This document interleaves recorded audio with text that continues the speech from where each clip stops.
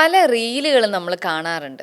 ഓ, ഇവളെൻ്റെ ജീവിതത്തിൽ വന്നപ്പോഴാണ് എനിക്ക് ഇങ്ങനെയൊക്കെ പ്രശ്നം ഉണ്ടായത്, അല്ലെങ്കിൽ അവൻ എൻ്റെ ജീവിതത്തിലേക്ക് വന്നപ്പോഴാണ് എനിക്ക് ഇങ്ങനെയൊക്കെ ആയത്.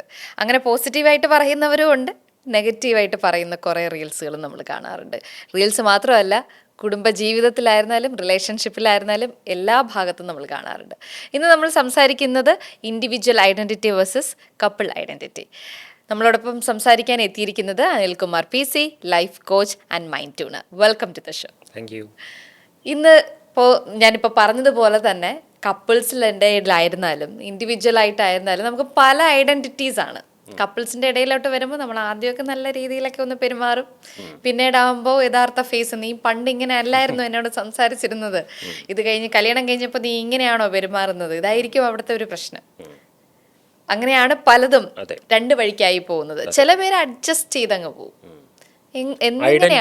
ഐഡന്റിറ്റി ക്രൈസിസ് എന്ന് പറയുന്ന ഒരു പോയിന്റ് ജീവിതത്തിൽ പല ഘട്ടങ്ങളിലും വരും. മെയിനായിട്ടൊരു വ്യക്തി ഐഡന്റിറ്റി ക്രൈസിസ് അനുഭവിക്കുന്ന എവിടെയെന്ന് അറിയോ? ടീനേജിലാണ്. അതിന് കാരണക്കാരാരാണോ? അച്ഛനമ്മമാരാണ്. കുട്ടി ചില കാര്യങ്ങൾ ചെയ്യുന്ന സമയത്ത് അച്ഛനമ്മമാർ കമൻ്റ് ഇടും, വലിയ ആളെ പോലെ കാണിക്കേണ്ട, നീ ചെറിയ കുട്ടിയാണ് എന്ന്. ചില കാര്യങ്ങൾ ചെയ്യുന്ന സമയത്ത് അച്ഛനമ്മമാരെന്നെ പറയും, നീ ഇപ്പോൾ ചെറിയ കുട്ടിയൊന്നുമല്ല, വലിയ ആളായി എന്ന് പറയും. ഒരു 13-14 വയസ്സുള്ള ഒരു പയ്യനോടോ ഒരു പെൺകുട്ടിയോടോ ആണ് ഈ പറയുന്നത്. സോ അവർ കൺഫ്യൂസ്ഡ് ആയിരിക്കും. ആക്ച്വലി ഞാൻ വലുതായോ ഞാൻ ചെറുതാണോ? കൺഫ്യൂഷൻ ആയിരിക്കും. അവരിലെ കുറേ ഫീച്ചേഴ്സ് കൊച്ചുകുട്ടികളെ പോലെ പ്രവർത്തിക്കുന്നുണ്ടാവും. ഇപ്പോൾ ഒരു ഉദാഹരണത്തിന് മിഠായി കണ്ടാൽ പെട്ടെന്ന് വേണം തോന്നും, അതൊക്കെ കൊച്ചുകുട്ടികളെ പോലെ ആയിരിക്കും. പക്ഷേ കുറേ ഫീച്ചേഴ്സ് അവരുടെ വലിയ ആളുകളെ പോലെ പ്രവർത്തിക്കാൻ തുടങ്ങി. അവർക്ക് വളരെ ഐഡൻറ്റിറ്റി ക്രൈസിസ് ഉണ്ടാകുന്ന ഒരു പോയിൻ്റാണ് ഈ ടീനേജ്. അതുകൊണ്ട് ടീനേജേഴ്സിനെ ഡീൽ ചെയ്യുവാൻ അച്ഛനമ്മമാർ പൊതുവെ ബുദ്ധിമുട്ടുന്നതൊക്കെ ആയിട്ട് പറയാറുണ്ട്. നല്ല ആർട്ട് അറിയാവുന്നവർക്ക് അത് ചെയ്യാൻ പറ്റും കേട്ടോ. ഇതേപോലൊരു വ്യക്തിക്ക് ഐഡൻറ്റിറ്റി ക്രൈസിസ് ഉണ്ടാകുന്ന മറ്റൊരു പോയിൻ്റാണ് ഒരു റിലേഷൻഷിപ്പിലാകുമ്പോൾ. സീരിയസ് റിലേഷൻഷിപ്പാണ് ഞാൻ പറയുന്നത്, ഫണ്ണല്ല. സീരിയസ് റിലേഷൻഷിപ്പിലാവുമ്പോൾ അല്ലെങ്കിൽ മാരേജ് ചെയ്യുമ്പോൾ അവിടെ ഈ ഐഡൻറ്റിറ്റി ക്രൈസിസ് വരും. എന്താ അവിടെ സംഭവിക്കുന്നതെന്നറിയോ? അനീഷയെ തന്നെ ഇമാജിൻ ചെയ്തോളൂ, ഞാൻ എന്നെ ഇമാജിൻ ചെയ്യാം. നമ്മളൊക്കെ വിവാഹിതരാകുക അല്ലെങ്കിൽ ഒരു റിലേഷൻഷിപ്പിലോ വിവാഹത്തിലേക്കൊക്കെ പ്രവേശിക്കുന്നതിന് തൊട്ട് മുമ്പ് വരെയുള്ള നമ്മളുടെ മൈൻഡ് നമ്മളെന്ന വ്യക്തിയെ മാത്രം കൺസിഡർ ചെയ്യുന്ന മൈൻഡായിരിക്കും. ഉണ്ടാവും, നമ്മുടെ അച്ഛനും അമ്മയും ഫ്രണ്ട്സും എല്ലാവർക്കും നമ്മുടെ മൈൻഡിൽ ഒരു സ്പേസ് ഉണ്ടാകും. പക്ഷേ അവിടെ ഏറ്റവും വലിയ ഹീറോ നമ്മൾ തന്നെയാണ്. നമ്മുടെ ലൈഫിലെ ഹീറോ എന്ന് പറയുന്നത് നമ്മൾ തന്നെയാണ്. ബട്ട് ഒരു റിലേഷൻഷിപ്പിലേക്ക് കിടക്കുമ്പോൾ, മാരേജിലേക്കൊക്കെ കിടക്കുമ്പോൾ നമ്മൾ നമ്മളെ കൺസിഡർ ചെയ്യുന്ന പോലെ തന്നെ മറ്റൊരു മനുഷ്യനെയും കൂടെ കൺസിഡർ ചെയ്യേണ്ടി വരുന്നുണ്ട് അവിടെ. അത് ഒരു സാധാരണ മറ്റേതൊരു ബന്ധം പോലെയല്ല. ലൈഫ് പാർട്ട്ണർ എന്നാണ് വിളിക്കുന്നത്. നമ്മളെടുക്കുന്ന തീരുമാനങ്ങൾക്ക് മറ്റൊരാളെയും കൂടെ പരിഗണിക്കേണ്ടി വരുന്നുണ്ട്. അല്ലെങ്കിൽ നമ്മൾ എന്തെങ്കിലുമൊക്കെ സാധനങ്ങൾ വാങ്ങുമ്പോൾ, ഭക്ഷണം ഉണ്ടാക്കുമ്പോൾ പോലും നമ്മൾക്ക് മാത്രം ഇഷ്ടമുള്ളൊരു ഭക്ഷണം അങ്ങോർക്ക് അത് ഇഷ്ടമല്ല എന്ന് വിചാരിച്ചോ, നമുക്ക് ഉണ്ടാക്കാൻ പറ്റുമോ? ഇല്ല. ഉണ്ടാക്കി ഒറ്റയ്ക്ക് കഴിക്കാം, പക്ഷെ അത് രസമില്ലല്ലോ. എല്ലായിടത്തും ഈ രണ്ടുപേരെയും മാച്ച് ചെയ്ത് നോക്കേണ്ടി വരുന്ന ഒരു ആവശ്യം അവിടെ വരും. അപ്പോൾ രണ്ട് മനുഷ്യർ ഒരേപോലെ ചിന്തിക്കുന്നവരായി മാറാനൊക്കെ അവിടെ ട്രൈ ചെയ്യും. അങ്ങനെയൊന്നും നടക്കില്ല കേട്ടോ. നമ്മൾ പലരും അങ്ങനെ ഫേക്ക് ചെയ്യാറുണ്ട്. നിങ്ങൾക്കിഷ്ടമുള്ള ഭക്ഷണമാണ് ഇനി മുതൽ എനിക്കിഷ്ടം, നിങ്ങൾക്കിഷ്ടമുള്ള സ്ഥലത്ത് പോകാനാണ് എനിക്കിഷ്ടം, നിങ്ങൾക്കിഷ്ടമുള്ള കളർ ഡ്രസ്സേ ഇനി ഞാനും ഇടും, ഇങ്ങനെയൊക്കെ പറയുന്നവരുണ്ട്. അതിൻ്റെ ഒന്നും ഒരാവശ്യമില്ല എന്നുള്ളതാണ് സത്യം. അങ്ങനെയല്ല അത് ബാലൻസ് ചെയ്യേണ്ടത്. അവിടെയാണ് ഇൻഡിവിജ്വൽ ഐഡൻറ്റിറ്റിയും കപ്പിൾ ഐഡൻറ്റിറ്റിയും തമ്മിൽ നമ്മൾ പഠിക്കേണ്ടത്. നമ്മൾ വിവാഹം കഴിയുന്നതോടുകൂടെ അല്ലെങ്കിൽ ഒരു റിലേഷൻഷിപ്പിലാവുന്നതോടുകൂടെ നമ്മളല്ലാതെ ആവുന്നൊന്നുമില്ല. നമ്മൾ അപ്പോഴും ആ വ്യക്തി തന്നെയാണ്. അനീഷ എന്ന വ്യക്തി തന്നെയാണത്. ആ ഐഡൻറ്റിറ്റിയെ അവിടെ അതേപോലെ മെയിൻറ്റെയിൻ ചെയ്തുകൊണ്ട് ആ ഐഡൻറ്റിറ്റി ഉള്ള ആൾ മാരേജ് ചെയ്തു എന്ന് മാത്രം ഇതേ സംഭവിച്ചിട്ടുള്ളൂ അവിടെ. അല്ലാതെ ആൾ മാറുന്നൊന്നുമില്ല. പലപ്പോഴും നമ്മൾക്ക് അങ്ങനെ മാതാപിതാക്കൾ പോലും അങ്ങനെ ഒരു റോങ് മെസ്സേജ് കൊടുക്കാറുണ്ട്. ഇതുപോലെ ആയിരിക്കില്ല കല്യാണം കഴിഞ്ഞാൽ, പിന്നെ ഇതൊക്കെ കല്യാണം വരെ ഉണ്ടാവുള്ളൂ, ഇപ്പം തന്നെ മാറ്റിക്കോ ഇതൊക്കെ. അപ്പോൾ നമ്മൾ വിചാരിക്കുന്നത് വിവാഹം കഴിയാന്ന് പറഞ്ഞാൽ നമ്മളൊന്ന് മരിച്ചങ്ങോട്ട് ജനിക്കുന്ന പോലെയാണോ എന്നാ. ചിലപ്പോൾ നമ്മളുടെ നാട്ടിലേക്കൊരു സിസ്റ്റം അനുസരിച്ചൊരു ഫീമെയിലിനെ സംബന്ധിച്ചിടത്തോളം ചിലപ്പോൾ, എല്ലാ ഫീമെയിലും അല്ല, ചിലപ്പോൾ ഭർത്താവിൻ്റെ വീട്ടിൽ പോയി പുതിയൊരു ലോകത്തിൽ പുതിയ ആളായി ജീവിച്ച് ഒരു ചെടി പറിച്ച് നടുന്ന പോലെ അവിടെ ഒരു ചെറിയ ടെൻഷൻ ഉണ്ടാവും. ഒരു പുരുഷനെ സംബന്ധിച്ചോളം അതൊന്നും അത്ര ഉണ്ടാവില്ല, കാരണം ആളുടെ വീട്ടിൽ നിന്ന് പോകുന്നൊന്നുമില്ലല്ലോ അങ്ങനെ. ബട്ട് ഇവിടെ മനുഷ്യർക്ക് പറ്റുന്ന ഒരു ചെറിയ തെറ്റുണ്ട്. അവരവരുടെ ഇൻഡിവിജ്വൽ ഐഡൻറ്റിറ്റിയെ നശിപ്പിച്ചിട്ട് കപ്പിൾ ഐഡൻറ്റിറ്റി സ്റ്റാർട്ട് ചെയ്യും. അപ്പോൾ ഒരു പെണ്ണാണെന്ന് വിചാരിച്ചു, ഉദാഹരണം പറയാം ഞാൻ, അവൾ വിവാഹം കഴിഞ്ഞ അല്ലെങ്കിൽ വിവാഹം കഴിയാറാവുമ്പോൾ അങ്ങനെ ചിന്തിക്കുക, ഇനി മുതൽ ഞാൻ ഈ വ്യക്തിയല്ല, ഞാൻ ഇന്ന് മുതൽ മറ്റൊരാളുടെ ഭാര്യയാണ്. അപ്പോൾ ഭാര്യ എന്ന ഐഡൻറ്റിറ്റി ഡോമിനേറ്റ് ചെയ്തു. ഭാര്യ ഐഡൻറ്റിറ്റി ഡോമിനേറ്റ് ചെയ്ത് വ്യക്തി എന്ന ഐഡൻറ്റിറ്റിയെ നശിപ്പിച്ച് കളഞ്ഞു. ഇത് 10-15 കൊല്ലം കഴിയുമ്പോൾ ഭാര്യ ഐഡൻറ്റിറ്റി നശിച്ച് മതിയായി തൻ്റെ പഴയ ആ വ്യക്തിത്വത്തിൻ്റെതായ പേഴ്സണൽ ഐഡൻറ്റിറ്റിയിൽ ഇത് തിരിച്ചു കിട്ടിയിരുന്നെങ്കിൽ എന്ന് കൊതിക്കുന്ന കാലഘട്ടത്തിലേക്ക് എത്തുന്ന എത്ര പേരുണ്ടെന്നറിയോ. അതുകൊണ്ട് ഞാൻ മാരേജ് ചെയ്യാൻ പോകുന്നവർക്കോ റിലേഷൻഷിപ്പിലായിരിക്കുന്നവർക്കൊക്കെ പറയുന്നൊരു കാര്യമുണ്ട്, നമ്മൾക്ക് ഈ രണ്ടും ഒരേപോലെ മെയിൻറ്റെയിൻ ചെയ്യാൻ അറിയണം. പല കാര്യങ്ങളിലും നമ്മൾ ഇൻഡിവിജ്വൽ ഐഡൻറ്റിറ്റി സ്ട്രോങ് ആയിരിക്കണം, പല കാര്യങ്ങളിലും കപ്പിൾ ഐഡൻറ്റിറ്റി സ്ട്രോങ് ആയിരിക്കണം. ഇതിന് കോൺഷ്യസ്ലി ചെയ്യേണ്ട കുറേ പ്രാക്ടീസുകളുണ്ട്. ചില സ്ഥലങ്ങളിലൊക്കെ ഈ മാരേജ് ചെയ്തവർ അല്ലെങ്കിൽ റിലേഷൻഷിപ്പിലായിരിക്കുന്നവരൊക്കെ നമ്മൾ എന്ന വാക്ക് ഉപയോഗിക്കണം. ഇത് വളരെ പ്രധാനപ്പെട്ട സാധനം കേട്ടോ, പറയുമ്പോൾ ചെറുതായിട്ട് തോന്നും. നമ്മൾ, നമുക്ക്, ഇങ്ങനത്തെ വാക്ക് ഉപയോഗിക്കണം. നമ്മൾക്ക് പോകാം, നമുക്ക് കഴിച്ചാലോ, നമ്മളെ ഒരുമിച്ചല്ലേ, ആ നമ്മൾ എന്ന ഫീൽ അവിടെ കപ്പിൾ ഐഡൻറ്റിറ്റി വർക്ക് ചെയ്യുന്നുണ്ട്. നമ്മളെന്ന് പറയുന്നിടത്തൊക്കെ നിങ്ങൾ ശ്രദ്ധിച്ചോളൂ കേട്ടോ, സ്വന്തം ലൈഫിൽ ശ്രദ്ധിക്കാം, കൂട്ടുകാരോടൊക്കെ വേണമെങ്കിൽ ചോദിച്ചോളൂ. എത്ര ഭർത്താക്കന്മാർ ഭാര്യയോട്, എത്ര ഭാര്യമാർ ഭർത്താക്കന്മാരോട് നമ്മൾ, നമുക്ക് എന്ന വാക്കുകൾ ഉപയോഗിച്ചുകൊണ്ട് സംസാരിക്കാറുണ്ട് എന്നുള്ളതാണ്. അപ്പോഴാണ് അവിടെ നമ്മൾ രണ്ടും കൂടെ ഒന്നായിരിക്കുന്നു എന്ന ഫീലുള്ളപ്പോഴേ നമ്മൾ എന്ത് പറയുള്ളൂ, നമ്മൾ എന്ന വാക്ക് ഉപയോഗിക്കുള്ളൂ. അപ്പോഴൊക്കെ കപ്പിൾ ഐഡൻറ്റിറ്റിയിലാണ് നമ്മൾ. എവിടെ ഞാൻ നീ എന്നും ഉപയോഗിക്കുന്നോ അവിടെയൊക്കെ നമ്മൾ ഇൻഡിവിജ്വൽ ഐഡൻറ്റിറ്റിയിലാണ്. ഇതാണ് അതിൻ്റെ അളവുകോല്. ഞാൻ ചിരിക്കാനുള്ള കാരണം എന്റെ വീട്ടില് കൂടുതലും ഞാൻ എന്ന് ഉപയോഗിക്കുന്നത് ഞാൻ തന്നെയായിരിക്കും, നമ്മൾ ഉപയോഗിക്കുന്നത് ഹസ്ബൻഡാണ്. എന്റെ അടുത്ത് പറയും നമ്മൾ എന്ന് പറഞ്ഞു പഠിക്കൂ.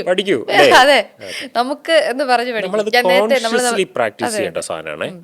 വളരെ ശ്രദ്ധിക്കണം. നമ്മൾ ഉപയോഗിക്കുന്ന വാക്കില്ലേ, അത് ജസ്റ്റ് ഒരു വേർഡൊന്നുമല്ല, നമ്മുടെ മൈൻഡ് എങ്ങനെ പ്രവർത്തിക്കുന്നു എന്നുള്ളതിൻ്റെ റിഫ്ലക്ഷനാണ് ആ വാക്ക്. പുള്ളിക്കത് മനസ്സിലാവുണ്ടാവും, ഇവളെ കുറിച്ച് മാത്രമേ ചിന്തിക്കുന്നുള്ളൂ, അതുകൊണ്ടായിരിക്കും ഇടപെടുന്നുണ്ടാവുക. അപ്പോൾ ഇത് രണ്ടും വേണം. ചില ആളുകളുടെ ലൈഫിലേക്ക് നമ്മൾ നോക്കിയാൽ അവർ എപ്പോഴും ഞാൻ എന്ന് ഉപയോഗിക്കുള്ളൂ. എൻ്റെ കാര്യം, ഞാൻ, എൻ്റെ, ഈ വാക്കേ ഉണ്ടാവുള്ളൂ അവരുടെ ലൈഫിൽ. അപ്പോൾ കൂടെ ഒരാളും കൂടെ ജീവിച്ചിരിക്കുന്നുണ്ട്, അയാൾ നമ്മളെ കൂടെ ജീവിക്കുന്നുണ്ട് എന്നുള്ള ബോധം മറഞ്ഞു പോയ അവസ്ഥ. അതായത് അവർ വിവാഹം കഴിച്ചു എന്നല്ലാതെ അവർക്ക് ഒരാളും കൂടെ ഒപ്പം ഇപ്പോൾ ജീവിക്കുന്നുണ്ടെന്നുള്ള ഓർമ്മയില്ല. അവർ ആ മാരേജിന് മുമ്പുള്ള അതേ ബോധത്തിൽ എപ്പോഴും ജീവിക്കുന്നുണ്ടാവുക. അപ്പോൾ അവിടെയൊക്കെ ഞാനായിരിക്കും ഡോമിനേറ്റ് ചെയ്യുന്നത്. എന്നാൽ ചില ആളുകൾ വിവാഹിതരായ ശേഷം പിന്നീട് എവിടെയും ഞാനുണ്ടാവില്ല, എൻ്റെ ഉണ്ടാവില്ല, ഞാനും എൻ്റെയും ഇല്ലാത്തൊരു ലൈഫ്. അവിടെ നമ്മൾ മാത്രമേ ഉള്ളൂ. പിന്നീട് അപ്പം എന്താ സംഭവിക്കുന്നത്, വ്യക്തിയുടെ വ്യക്തിത്വം നശിച്ചു പോയി എന്നുള്ളത്. അവിടെ പിന്നെ വ്യക്തിയില്ല, പിന്നെ കപ്പിൾ ഐഡൻറ്റിറ്റിയിൽ ഒരാളുടെ ഭാര്യ, ഒരാളുടെ ഭർത്താവ്, ഇത് മാത്രമേ ഉള്ളൂ പിന്നെ അവിടെ. അപ്പം ഇത് ബാലൻസ് ചെയ്യണ്ടേ, രണ്ടും വേണം, നമ്മളും വേണം. അപ്പം ഇതിൽ എന്തൊക്കെയാണ് ബാലൻസ് ചെയ്യേണ്ടതെന്നറിയോ? ഒരു വ്യക്തിയുടെ പേഴ്സണലായിട്ടുള്ള കുറച്ച് ചോയ്സസ് അതിൽ ബാലൻസ്ഡ് ആവണം. ഇപ്പോൾ ഒരു ഉദാഹരണത്തിന്, നിങ്ങളുടെ ഇഷ്ടപ്പെട്ട ചില ഭക്ഷണങ്ങൾ, നിങ്ങളുടെ ഇഷ്ടപ്പെട്ട ചില വസ്ത്രങ്ങൾ, നിങ്ങളുടെ ഇഷ്ടപ്പെട്ട ചില സ്ഥലങ്ങൾ, നിങ്ങളുടെ ഇഷ്ടപ്പെട്ട പാട്ടുകൾ, അങ്ങനെ നിങ്ങളുടെ ഇഷ്ടപ്പെട്ട, നിങ്ങളെ ഒരു ഫീൽ ഗുഡ് ഉണ്ടാക്കി തരുന്ന ഒരുപാട് കാര്യങ്ങളുണ്ടാവില്ലേ. അത് നിങ്ങൾ 0 ഏജ് മുതൽ ഇങ്ങനെ പ്രാക്ടീസ് ചെയ്ത് വന്ന് 25-ാമത്തെ വയസ്സിൽ അതൊക്കെ കൊണ്ട് നശിപ്പിക്കുക എന്ന് പറഞ്ഞാൽ അത് നിങ്ങളെ ബാധിക്കും. അപ്പോൾ അത് നിങ്ങളുടേതാണ്, അത് നിങ്ങളുടെ സ്വഭാവത്തിൽ പെട്ടതാണ്. അതിൽ നിങ്ങൾ നിൽക്കാൻ ശ്രമിക്കണം എന്നുള്ളതാണ്. ഇപ്പോൾ ഒരു ഉദാഹരണത്തിന്, നിങ്ങൾ ഡിന്നറിന് എന്നും ചപ്പാത്തി കഴിച്ച് ശീലിച്ച് വന്ന ഒരാളാണെന്നുണ്ടെങ്കിൽ പെട്ടെന്നൊരു ദിവസം എൻ്റെ സ്പൗസിന് വേണ്ടിയിട്ട് ഞാൻ എൻ്റെ ഈ ശീലം അങ്ങോട്ട് മാറ്റുവാണ് എന്ന് തീരുമാനിക്കാതിരിക്കുന്നതാണ് നല്ലത്. അങ്ങനെ മാറ്റാം, ഗ്രാജ്വലി മാറ്റുകയൊക്കെ ചെയ്യാം, അങ്ങോട്ടും ഇങ്ങോട്ടും മാറ്റാം എന്നാണ് എൻ്റെ അഭിപ്രായം. അല്ല ഒരാൾ മാത്രം തൻ്റെ ഇൻഡിവിജ്വൽ ഐഡൻറ്റിറ്റി നശിപ്പിച്ച് കപ്പിൾ ഐഡൻറ്റിറ്റിയിലേക്ക് ആവുകയും മറ്റേ ആൾ അയാളുടെ ഇൻഡിവിജ്വൽ ഐഡൻറ്റിറ്റി തന്നെ ഇരിക്കുകയും ചെയ്യുമ്പോൾ അത് ഇംബാലൻസ് വരും. ഈ റിലേഷൻഷിപ്പിൻ്റെ ഇടയിൽ ഇപ്പം ആദ്യം വളരെ നന്നായിട്ട് പെരുമാറും, ഒരു ഫേക്ക് ഐഡന്റിറ്റി ആണ് അത് കാണിക്കുന്നത്. പിന്നീടായിരിക്കും ഇവരുടെ ഒറിജിനൽ ക്യാരക്ടർ കാണിക്കുന്നത്, അപ്പോഴായിരിക്കും ഇതിൽ പ്രശ്നങ്ങൾ ഉണ്ടാവുന്നത്. അപ്പോൾ അങ്ങനെ ഒരു ഫേക്ക് ഐഡന്റിറ്റി കാണിക്കാതെ എന്തുകൊണ്ടായിരിക്കും നിൽക്കാൻ സാധിക്കാത്തത്? അത് അങ്ങനെ തന്നെയല്ലേ, അതൊരു നാച്ചുറൽ ടെൻഡൻസിയാണ്. ഒരാളുടെ ബിഹേവിയറും അയാളുടെ ക്യാരക്ടറും തമ്മിൽ ഡിഫറൻസ് ഇല്ലേ? ഉണ്ട്. അപ്പം ബിഹേവിയർ നമ്മൾക്ക് എനിക്കിപ്പോൾ അനീഷയുടെ ക്യാരക്ടർ അറിയില്ല, എനിക്ക് ബിഹേവിയറേ അറിയുള്ളൂ. കാരണം നമ്മൾ തമ്മിൽ അത്ര അടുപ്പമില്ല, പരിചയമില്ലല്ലോ. ഇതേപോലെ നമ്മളൊരാളെ റിലേഷൻഷിപ്പിലേക്ക് ആവുന്നതിന് മുൻപ് വരെ നമ്മളൊരാളായിട്ട് ഇഷ്ടം ഉണ്ടാവണ്ടേ. അതുവരെയും നമ്മൾ കാണുന്ന പബ്ലിക്കിൽ തുറന്നു വെച്ചിരിക്കുന്ന അദ്ദേഹത്തിൻ്റെ മുഖമാണ്, അത് അദ്ദേഹത്തിൻ്റെ ബിഹേവിയറാണ്, ക്യാരക്ടറല്ല. ക്യാരക്ടർ നമ്മൾ കാണുക ആ വ്യക്തിയുടെ പ്രൈവറ്റ് ലൈഫിലേക്ക് എൻ്റർ ചെയ്യുമ്പോഴാണ്. അപ്പോൾ ഇപ്പോൾ ഒരാൾ അദ്ദേഹത്തെ പബ്ലിക് ലൈഫിൽ കണ്ടപ്പോൾ ഇഷ്ടപ്പെട്ടു, പക്ഷേ റിലേഷൻഷിപ്പ് തുടങ്ങിയ അയാളുടെ പ്രൈവറ്റ് ലൈഫിലേക്ക് എൻ്ററായി.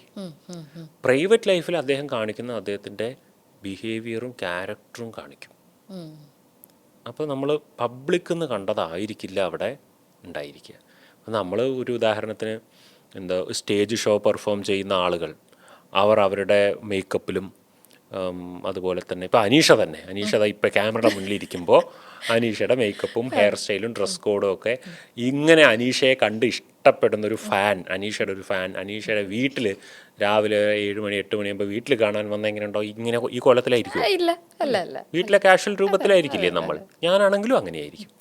അവർ രണ്ടും ഡിഫറെൻ്റ് അല്ലേ. പബ്ലിക്കിൽ കാണപ്പെടുന്ന നമ്മുടെ രൂപവും പ്രൈവറ്റ് ലൈഫിൽ കാണപ്പെടുന്ന നമ്മുടെ രൂപവും തമ്മിൽ വ്യത്യാസമുള്ള പോലെ മനസ്സിനും വ്യത്യാസമുണ്ടേ, പെരുമാറ്റത്തിനും വ്യത്യാസമുണ്ട്. ഈ ഒരു കോമൺ സെൻസ് ഉണ്ടായിരിക്കണം ഏതൊരാളും ഒരു റിലേഷൻഷിപ്പിലേക്ക് ചാടുമ്പോൾ.